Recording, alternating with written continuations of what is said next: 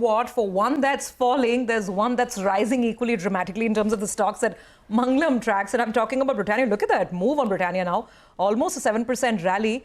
Mangalam, oh my God, look at that 9% now. This is more than a good day, Mangalam. What's going on? It's perhaps likely to be a good year. And, you know, if you just look at the way Britannia's stock price has moved, it started to move after 10 a.m. And that's because that's when the conference call was underway as well. The company uploaded their presentation to the exchanges as well. So as far as just the numbers are concerned, nothing really to write home about. The only silver lining that time was that the company saw 6% volume growth, which was higher than the street expectations of around 4 to 6% volume growth itself.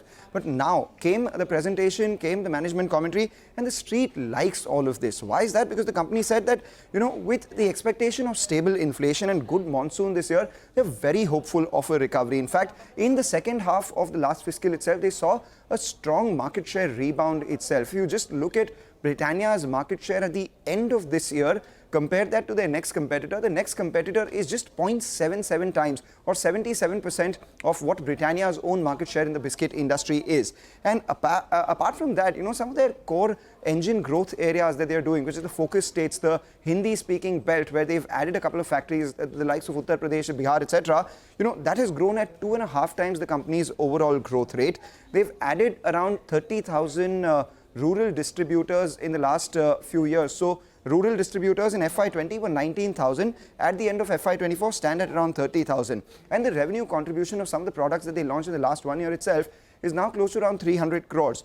Also, from the time you know, the company started their cost reduction program in the last decade, it has increased by about 7 times. So all these factors internally are doing well for the company. The only thing that they were awaiting was a demand recovery, and that, given the management commentary, it seems like it is back. In fact, not just it's back, the management has reiterated that their mission for FY25 is to grow the top line much faster. What could much faster be? Could it be double-digit volume growth with some price cuts, or maybe price stays with premiumization and the double-digit comes back? If that were to happen, then of course the street would like this, largely because stock has done virtually nothing for the last couple of years.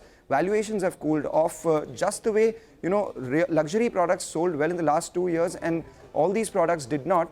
Maybe there is a turn now with luxury products having faced growth headwinds going forward with increased competition, and now we have all these mass products coming back. We heard from the management of Dabur a couple of days ago as well.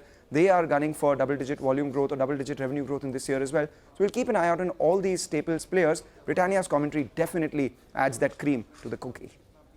Okay, thank you very much for that. They're saying apna time aayega, right? Apna time aa gaya. Perhaps just, you know, going by that commentary. I can just say, can I, one last pun on this, right? Yeah. I think the investors are showing not little hearts, but really big hearts to Britannia today. Mangalam, thank you so much for that. So that's a big, big move on that one stock after a long time.